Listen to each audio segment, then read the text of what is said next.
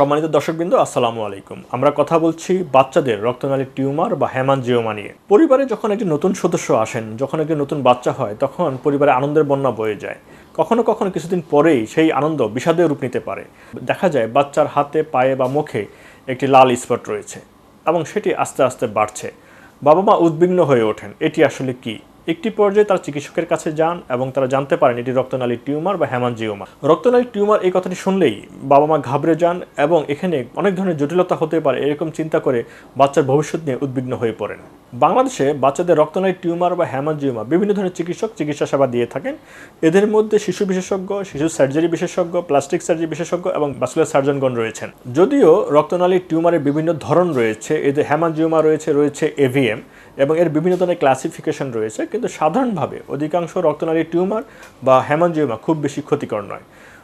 গবেষণায় দেখা গেছে সাধারণত 12 বছর বয়সের মধ্যেই হেমানজিওমাটি বৃদ্ধি পেতে থাকে এবং একটি পর্যায়ে এসে 12 বছরের মধ্যেই এটি বিলুপ্ত হয়ে যায় এবং শরীরের সাথে মিশে যায়। তবে একেবারে ছোট বয়সে যখন একটি রক্তনালী টিউমার খুব দ্রুত বাড়তে থাকে, সেখানে কখনো কখনো ক্ষত হতে পারে, আঘাত লেগে ব্লিডিং হতে পারে।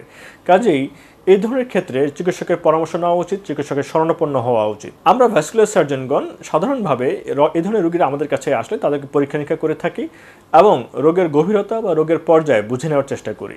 বিভিন্ন ধরনের পরীক্ষা নিরীক্ষা রয়েছে।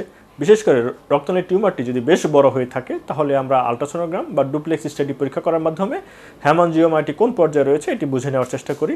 এছাড়া এটি কি হেমানজিওমা নাকি রক্তনালীর অন্য কোনো টিউমার, সেটিও আমরা বুঝে নেওয়ার চেষ্টা করি।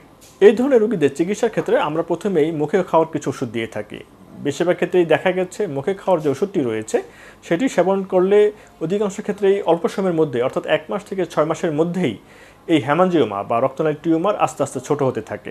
পরবর্তীতে এটি একটি লাল স্পট হিসেবে থাকে এবং 12 বছরের মধ্যেই অধিকাংশ ক্ষেত্রেই এটি সম্পূর্ণ মিশে যায় এবং এখানে যে একটি রক্তনালীর টিউমার ছিল এটি কিন্তু বোঝা যায় না। তবে কিছু কিছু হেমানজিওমা জটিল হতে পারে, সেখানে ইনফেকশন হতে পারে, আলসার হতে পারে, ব্লিডিং হতে পারে।